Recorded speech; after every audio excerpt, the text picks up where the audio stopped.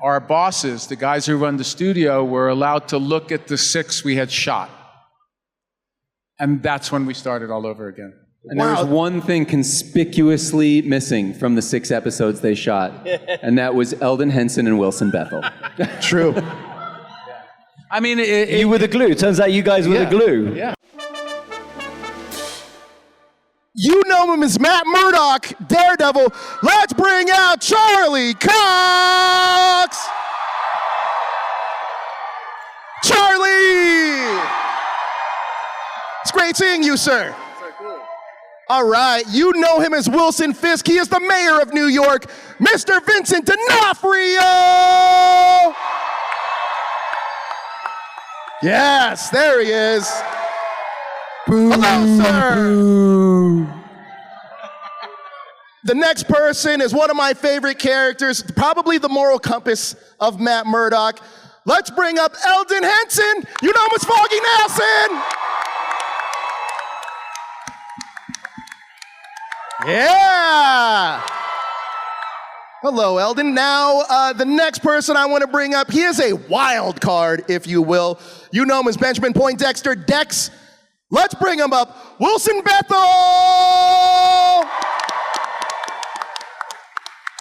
Yeah, let's hear for the cast of Daredevil, everybody. All right. Welcome to LA Comic-Con. How you guys doing? Pretty good. Great. Fantastic. All right, we are going to be taking fan questions, but before we get into that, I love LA Comic-Con because you fans turn out. I love seeing the cosplay. I love seeing you guys wear your fandom on your sleeve. So everyone on this panel, what are some fandoms that you're into? They don't necessarily have to be like, you know, like video games or comic books. What are some fandoms that you enjoy? Anybody? Go ahead. Wilson, you got a Dodger hat on.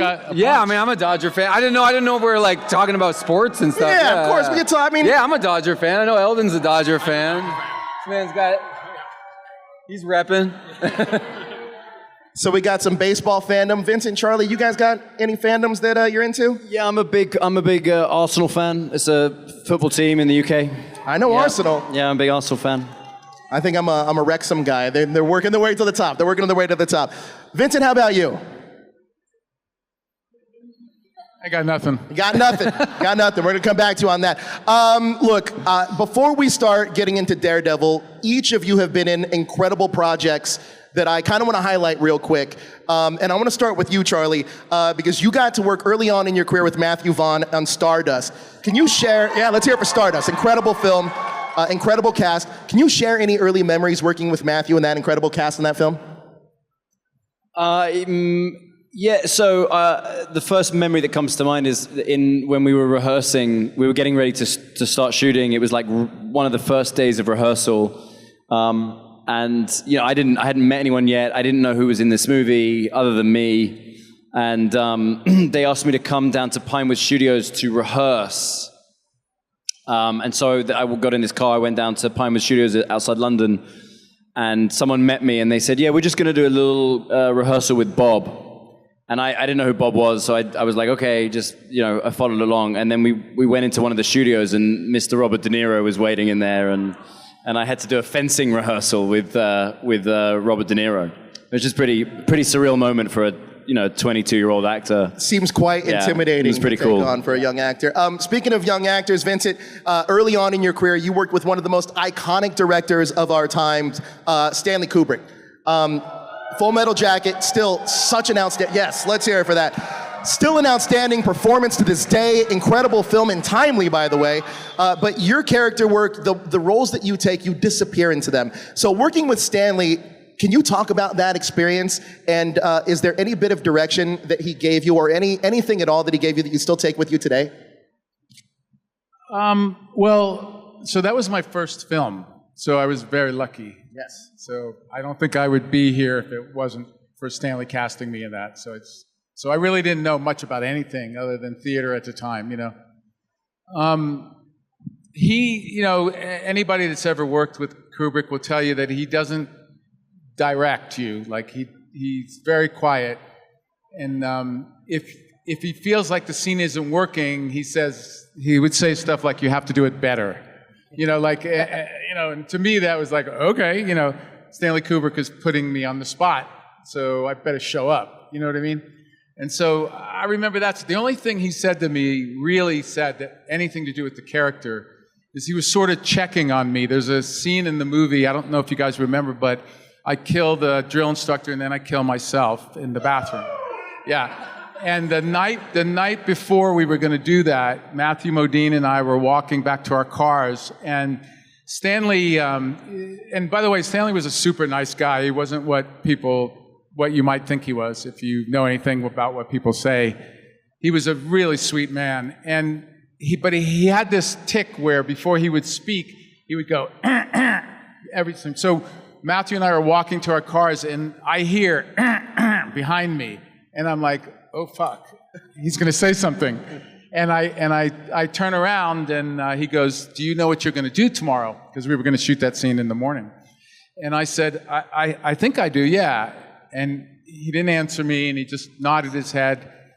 And he said, it has to be big. It has to be Lon Chaney big, like that. Wow. And Matthew turned and looked at me, and I looked at Matthew because Matthew and I lived next door, literally like a half a block away from each other in London when we were shooting it.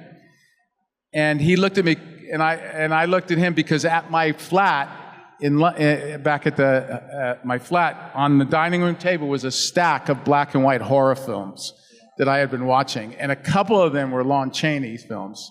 And so it was like a gift, like from nowhere, that he confirmed what I was about to try and get away with the next day. He confirmed to me in that same sentence that I was on the right track. I don't know how he knew or what. It was like magic. Sometimes the universe just lines up like that. That's incredible. Yes. Thank you for sharing that. Incredible story. Eldon, for you, man, you were such a pivotal part of my childhood. I wanted to be a Bash brother. I'm not going to lie to you. I was jealous of Kenny Wu. I'm going to tell you that right now. But being a young actor in Hollywood and working on The Mighty Ducks and doing the acting thing, can you talk about those early memories of acting alongside that ensemble cast? And also, who was the best skater out of all the other Mighty Ducks? That's a good question. I can talk about both of those things. Probably my brother probably got the best after like the third movie. He got really good and kept playing hockey for a while. And yeah, those movies are really special. Up until that point, I had done a lot of, like one-line parts or like guest spots on TV shows and stuff. And that really changed everything for me. And and then also to get to do all three of those movies with my brother was insane. And I don't think I fully appreciated it at the time. When you're a kid, you just kind of like, all right, this is what's happening. Like, this is normal. I guess this is normal. But yeah, and it's funny, to this day, most of what people want signed is Mighty Duck stuff. Really? Yeah, and I'm like, I don't know, it's just, kind of cool that people still care about it a little bit. For me, when I was young, it was Bad News Bears was my, was like my version of Mighty Ducks, So like, it's just a really special experience, and still keep in touch with a lot of those people, and I really lucked out on that one. Listen, we care. We absolutely care about the Mighty Ducks. For me, Mighty Ducks 2, D2, is my version of Rocky 4. So just to let you know. So I showed my kids the Mighty Ducks for the first time, like 2 or 3 weeks ago. And, it's like, it was my generation, so I'm interested to know, I didn't say that I knew you or anything like that. I just was like, we're going to watch this movie, and we put it on. And they fucking loved it. It's incredible. They absolutely loved it. And they don't actually respond to movies as much as TV in general. But that's one of those films they're already like, can we watch it again? That's awesome. Yeah, it's really cool. I love that. Wilson, for you... I already know what you're going to say. Do you? Look, my 8th grade production of Guys and Dolls, yes. People are still talking about it. In certain circles, yeah, people come up to me, can I sign Nathan Detroit memorabilia? That was the one-man show, right? Yeah. It is the talk of the I played town. all the parts. Anyway, all right, go ahead. Honestly, just this past year, you were in an incredible Netflix series, and I don't know if any of you guys have seen it, but it's called Untamed. With Eric Bana, it is a fantastic series. And you play Shane McGuire, who's not terribly far off from Benjamin Poindexter, but he's definitely wired a little bit differently. But the last time I talked to you, there was these Native American symbols that would pop up in the episode with Sam Neill's character, and I asked you, do you know what all that was leading to? And you said, well, I'm having dinner with the showrunner tonight. I'm going to ask him. So I'm going to ask you now. Did you get the answer for me on what those Native American symbol in Untamed mean? No, I think that somehow slipped the conversation, yeah. I figured it was going to. No, but honestly, Untamed is a phenomenal show. I highly recommend checking it out. It's airing on Netflix currently. A fantastic show. But guys, you guys want to talk about Daredevil. Do we have any questions? There we are. Okay, where are our microphones at? If we could see. No, we have somebody roaming around. But I can throw this one out there. I was down there in the last panel going down there. So any of you guys got questions, we are going to get to them. Raise your hand if you have the mic, though, down there. No? All right, guys, I'm taking one for the team. I'm going to go down there and get some questions. Can you crowd surf in there? Wish me luck. Oh, here we go. They're coming out now.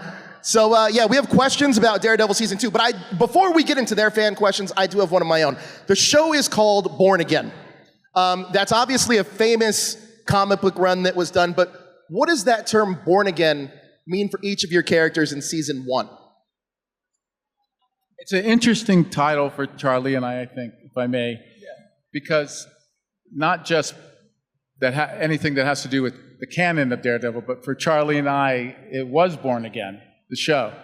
And I think for the studio, too, and all the producers that were involved, and I think they were really looking to make it born again, from the Netflix show. Season 2 on Netflix, the original Season 2 was kind of the Born Again story, as close to it's done. We were never trying to do, I don't think they were ever trying to do the Born Again story. It's a nice kind of like tongue-in-cheek title because obviously the show had died and was coming back. Well, the show was killed. Murdered. One thing that, by the way, Wilson, we are wearing the same color almost. I just realized. I mean, Charlie pointed out backstage. We look beautiful. We do. I was at Fantastic Fest in Austin just this past week, and I ran into Justin Benson. And something that you guys may not know is he told me how much you guys care about these characters and this show. Like, you guys deeply care about these characters to the point now, I think Daredevil is probably some of the best stuff Marvel has been doing for a while. And I love the grounded nature of the series because it really does reflect kind of the world we live in. Obviously, there's superheroes in it, but it's a closer reflection than other universes we may have. So talk to me about the passion that you guys have for finding the characters of, Wilson Fisk and Matt Murdock and everybody else.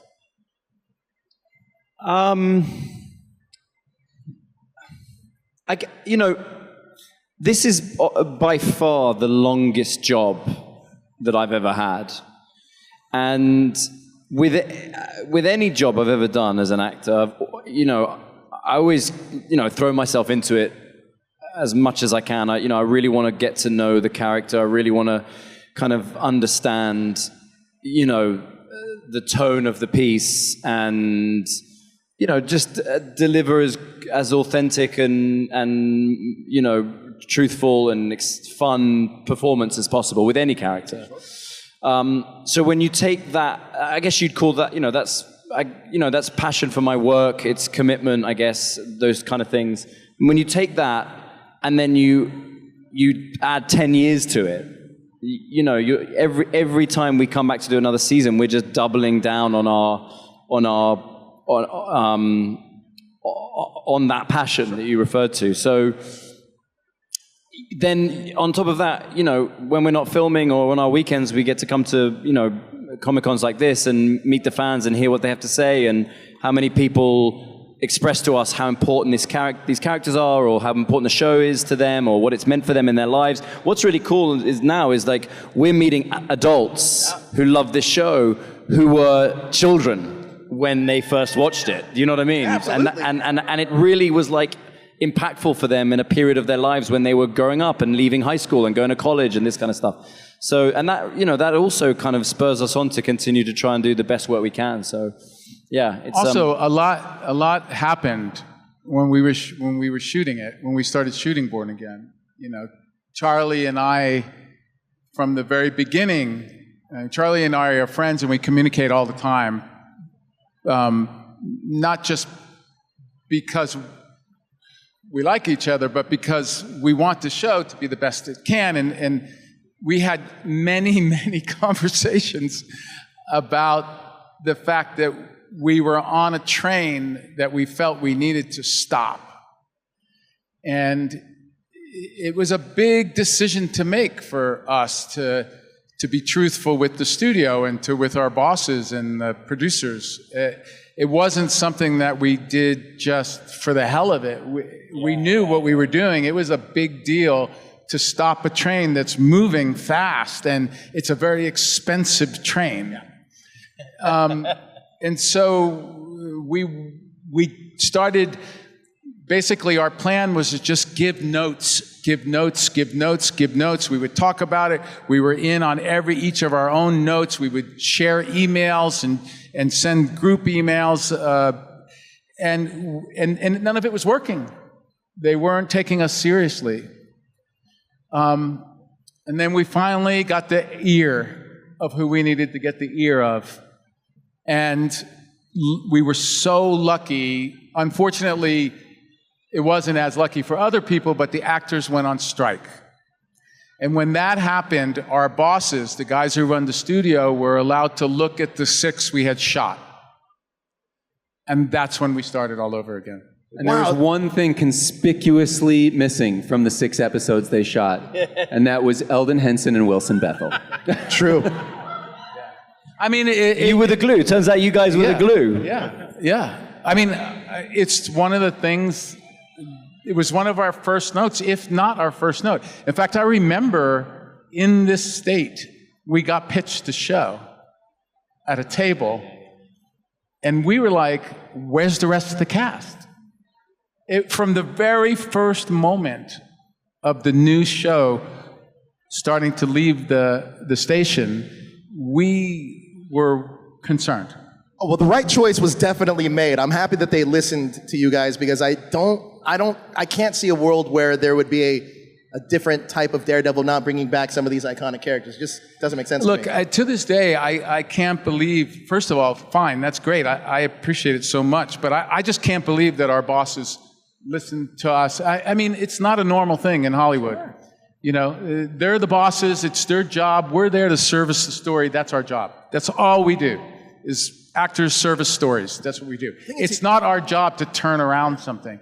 And the fact that these guys at Marvel were so cool enough to listen to us and actually take us seriously, I'll never forget that move that they made. It's just fantastic. Wow, that's incredible. Thank you for sharing that. Fantastic. Guys, I know you have questions. I know we have microphones floating, so let's throw them out there. First question. Oh, point. You want me to point? We're right here, right next to you. Hi. I just want to say I'm actually a huge Heart of Dixie fan, and Wilson, you're my favorite character, so thank you for my comfort show. With that, I wanted to ask, was there a project that you guys worked on where you felt like this was a turning point in your career? Like, was there a moment where you're like, oh, this is my big break? That 8th grade production of Guys and Dolls, I knew I was a star.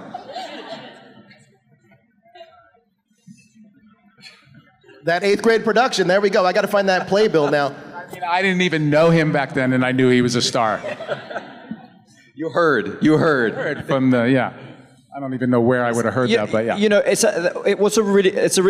that's a really interesting question, because you might hear that question and think it has to do with, you work on a project, and for whatever reason, that project hits it big and it gets a lot of attention, and that's a turning point in career. And, often that will happen, and then you get more opportunities. But what I think is more interesting about that is when you get an opportunity to do some work that is not in your comfort zone. And regardless of whether that production is seen by people, it can change your mentality and it can change the way you approach your work going forward. And I had a situation where I was a British actor, like bright-eyed and bushy-tailed and playing a lot of very earnest young men who were trying to, like figure out their way in the world, that kind of stuff, right? Did something for Disney, something for Paramount that was like just very like who I kind of was as a human.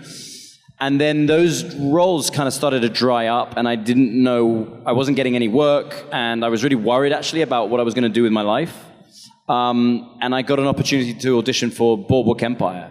And people don't know me necessarily from that show, but that was the first time when I played that character who was so different to who I was, and it involved so much outside research for the first time.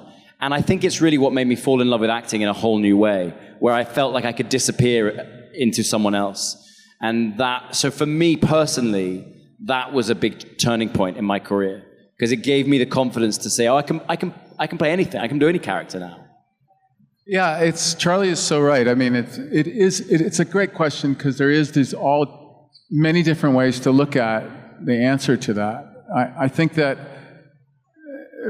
for me, I just happened to be in New York when there was an incredible amount of amazing actors working at the time and studying while they were working.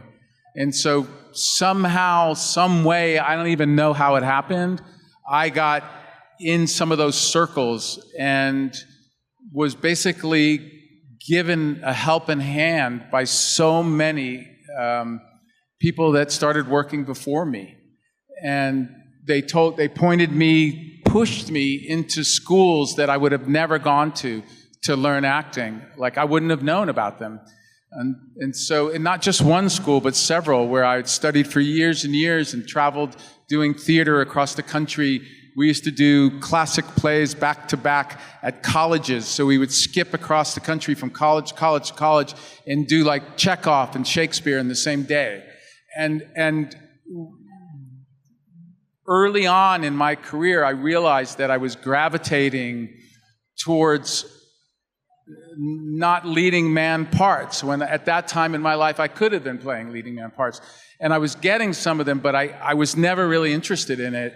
I was always interested in the more character-driven parts. And that's where I sort of connected to acting with learning from these amazing teachers that were in New York at the time, that some of them are most of them are gone now, they've passed away.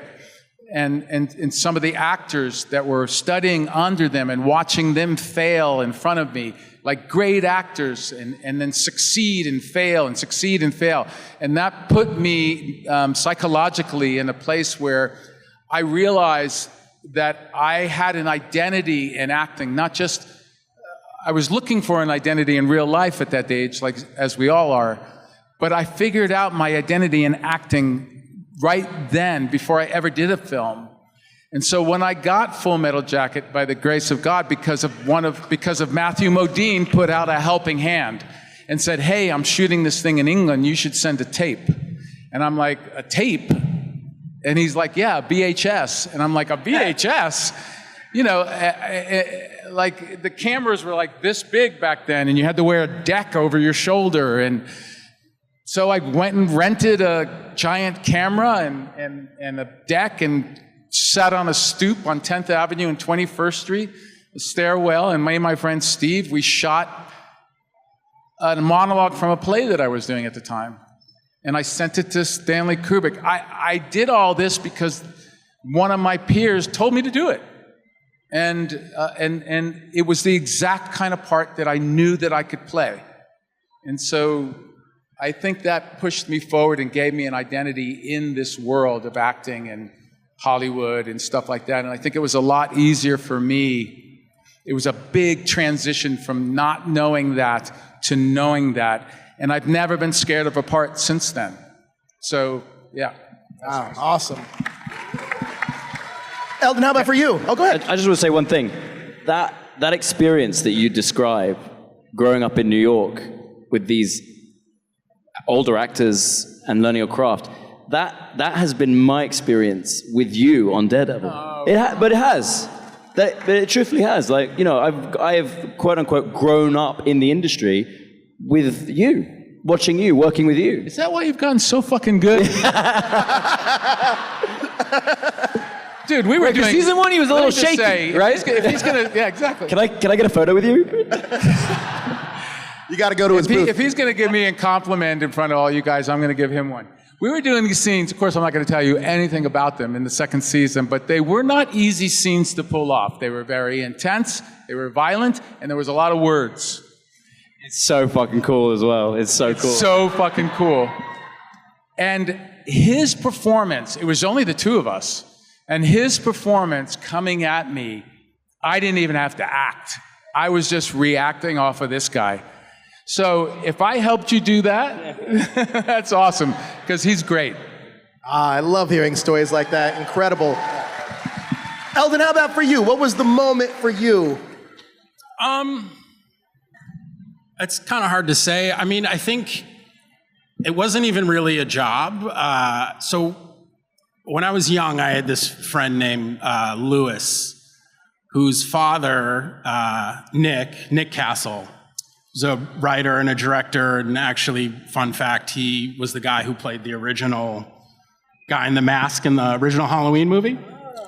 And Lewis was like my best friend. I remember I'd go over there and spend the night all the time. And at night, he would tell Lewis a story. And they had all these characters, and Lewis would just pick characters, and he would make up these long, elaborate stories on the spot. And it was like a moment for me where I was like, whoa, like, this is about storytelling, and it can be anything, right? Like, when I first started acting, it was like because my parents put me into it. Like, I don't remember having like a desire to be an actor, and that moment was like, oh, there's something more to this than just like getting to get out of school, or you know what I mean? Like it changed something in me, and like all of a sudden I started like seeking out movies and like different stories, and like I love stories that are like about familiar things set like in an unfamiliar world, you know? And like once I kind of discovered that, like I was just obsessed, you know? It's just like nonstop watching movies, and you know what I mean? Like my Uncle Johnny and his roommate David was like right when HBO first came out, and he would record like every single, and he had hundreds and hundreds of movies, and they were all categorized on these little note cards. And I loved going over there because I would just spend all day like watching movie after movie after movie after movie. And like, yeah, I think it was the first time I started thinking about things from like a storytelling standpoint, as opposed to just like an actor and like what's going on with my character and stuff. So Love that. Put your hands up. Let's see those, if you guys got questions. Where are those mics at? There we go. Let's get this dude in the hat right here. Right? Yeah, there we go. All right. Hi, guys. Hey. My question is, other than the characters you guys play in Marvel, for all four of you guys, what is the other like any character in the Marvel Cinematic Universe, who would you like to play and why? It's a silly question, but yeah. Like outside of characters they've already played in Have Marvel. to be in the Marvel Universe? Man, Swamp Thing, I've heard, is something that you want to play. That's the one I want to play, but that's, you know, that's the other company. Yeah. I mean, I'd love to see it. I mean, probably Spider-Man. Yeah. That looks like a lot of fun. But I think I've aged out of that. Charlie, Elden, what do you got? I'd like to give Bullseye a go. Yeah. We could do like a Freaky Friday Daredevil episode. What are these horns? Elden, you got a Marvel character that besides Foggy you'd like to play? I don't know. I really like the Guardians of the Galaxy. Guardians of the movies, Galaxy. So like, maybe something from that. I love it. Vincent, I actually want to ask you about this Swamp Thing thing. I also grew up a big Swamp Thing fan. I think Alan Moore's run was iconic, absolutely amazing. What is it about that character that you want to sink your teeth into? I've always been attracted to people that are broken, and he's like broken. Yeah. He's not only heartbroken, but his whole life broken to a million pieces. And he's like, you know, it's like the Hunchback of Notre Dame. It's like, you know, he's not attractive. He lives in a swamp. It's tough, you know, and he's in love. And that's an incredible thing. So the idea, and also the narration, if you remember all the words, he was so emotional. Yeah. And at times so touching. I couldn't believe it when by the time the run of Swamp Thing that I read I was in my late 20s or 30s already, something like that. But I think it's just his emotional life, I think, is what's attracted me. I'm never going to get the chance to play it. I wouldn't say never. No, The never. problem is that Vincent never got cast as Swamp Thing. Vincent being Vincent, 6 months before shooting was supposed to start, he would lodge himself in a swamp somewhere. And when the first cameras were gonna roll, the production would be like, we gotta find Vincent now. He's fucking buried in a swamp. His head comes up from the swamp. Yeah. Honestly, I think that Vincent, if you're in there, we lost funding, buddy. We need you to come home now. All right, let's take another question. We have one over here. Purple man. Purple man. The guy with the purple. There we go. Hi, good afternoon. Hello. So this is kind of a two-parter, but would you prefer to see Matt Murdock or Frank Castle in the real world doing their form of justice? Okay, so the question was... The last half of your sentence I didn't... Would you rather see Matt Murdock or Frank Castle doing their type of justice in the real world? Is that correct? That was the question. Yeah. That's a rough one. I think there are probably children in the audience. I don't think in real life that form of justice should be engaged upon in any way, shape, or form. It is strictly a fictionalized, over-the-top version. Yeah. Yes. I think. Believe me, if you were the Matt Murdock's form of justice, through the judicial branch of government should be. I mean, there are sometimes on our set. If you were on our set with us and you looked around, you would not want to be living in that world. Yeah. It's nasty and violent and hardcore, and it's just, entertainment. Yeah. Thank you. We have another question. Let's go back here. There you go. Put your hand up if you had a question. There you are. Hello. Whoops. Oh, there we go. My name is Andrew. Daredevil is known for some amazing fight scenes, and the camera work. Close your mouth. Oh, thank you. Is known for some amazing fight scenes. The choreography is spectacular. I just want to know, what goes through your guys' minds trying to do that dance, but also with the camera. Also, Elden, I know you're coming back.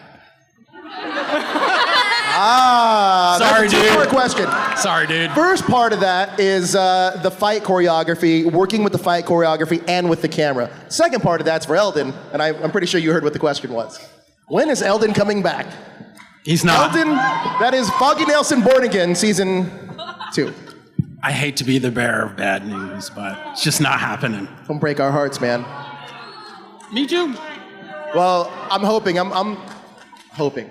But That's an awesome question, and actually we don't talk about this much. It is so what the stunt team come up with, and what they come up with in terms of how so you design a fight, but when you're designing a fight, you're designing it not just like this, like punch, kick, headbutt. It's also you're designing how to tell that story with the camera, and there is some stuff that we do which is so technical, and it almost, part of the identity of our show is as much of the stunts as we can do is practical. So it's not CGI. It is, we are doing that stuff. And, sometimes it's us, sometimes it's a stunt double. I actually shot Elden. This is true. But we did a shot where, this is just one example. It's in the past. We did a shot where, I'm being held up against a wall, and there's bad guys on both my arms, right? But they want to start on my face, and then they want to bring the camera around to see the next guy coming, right? But the guy who's holding this arm can't be there. So this is just a minor example, but it's the kind of thing we're doing day in, day out.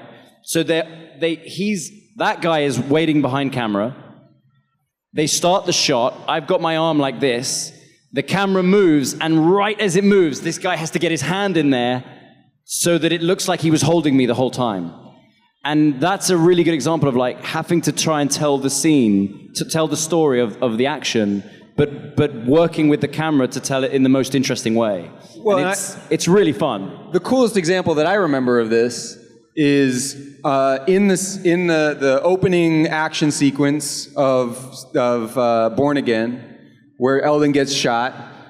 And I don't even know if I don't even think it made it into the final cut of the episode, but there was a shot where Charlie was swinging in, right, to save the day.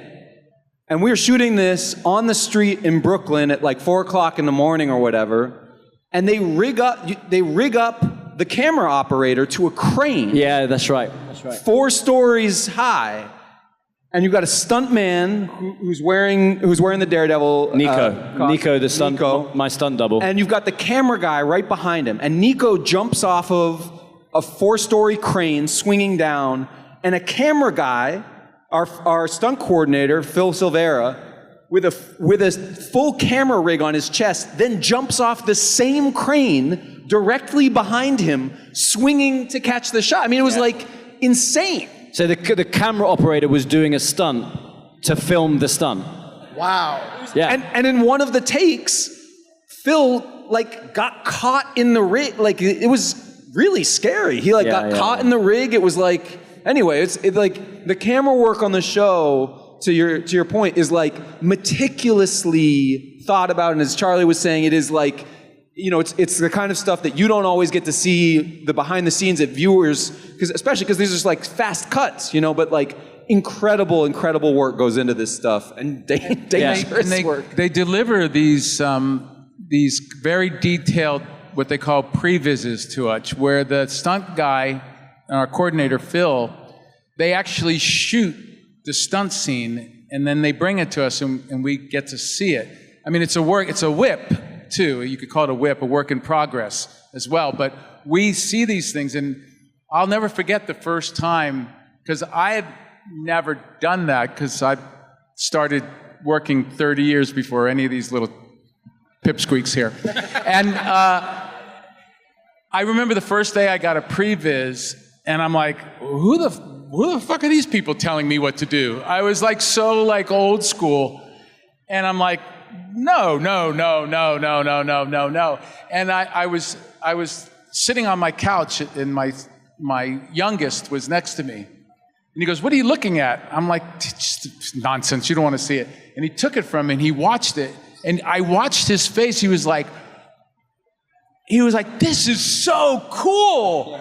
And I'm like, "Okay, all right, fine." And so from now on, I'm love previs like everybody else, and it's the best way, because they show us whether it's going to work or not. And what Charlie was saying about the story element, they're telling the story, as well as doing a really good kick-ass fight scene.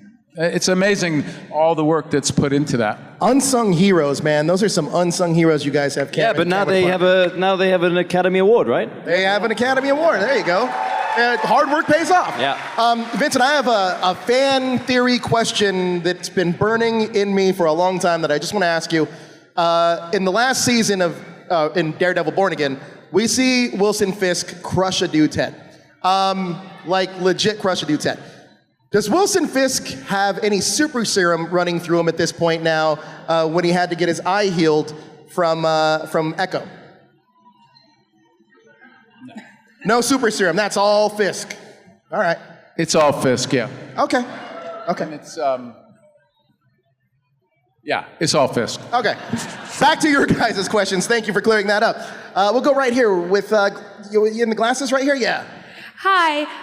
So I want to know, what was it like playing these characters again after all that time between like Daredevil and Daredevil Born Again? How was the experience different? It's so fun. I mean, can you imagine having a job like this? I mean, it's like so much fun. You know, I get to create this batshit crazy human being, you know, that everybody relates to for some reason. Like it's just an extraordinary amount of fun. I mean, it's hard work. I mean, it's not digging ditches, but it is hard work. And not just the actors, it's everybody involved, you know, and it was such a, when we got the word, it was like,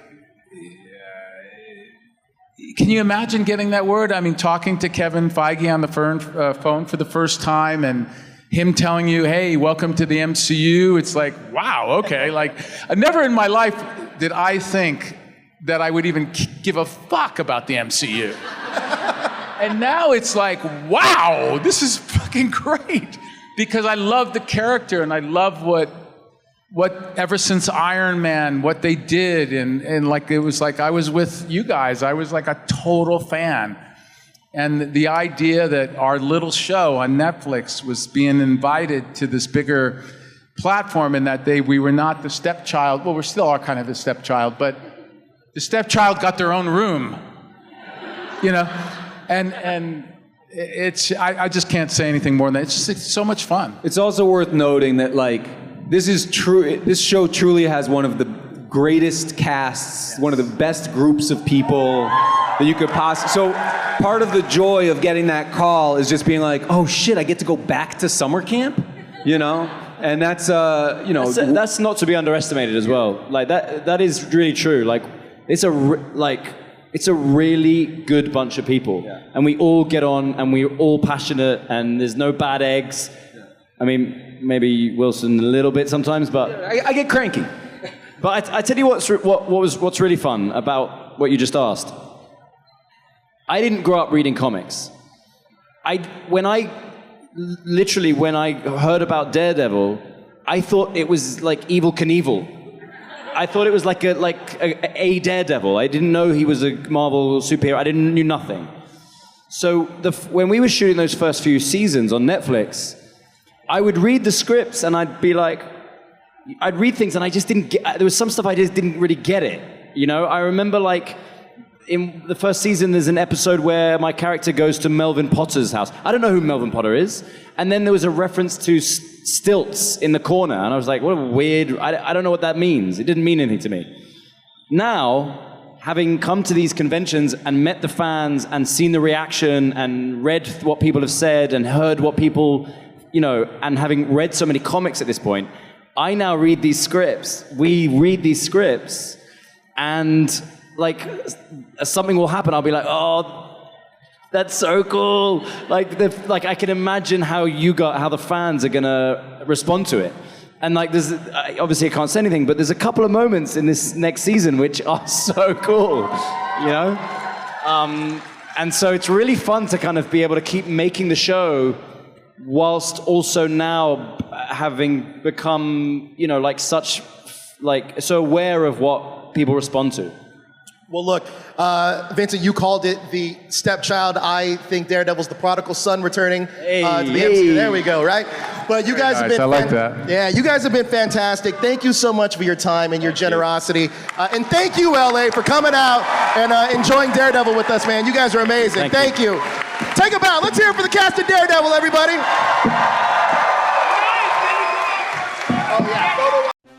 That video was delicious. And good for you, too. I know, I'm a doctor. And I'm also poor, which is hilariously funny because you'll never see a poor doctor. Trust me and subscribe already. Have fun and eat another video.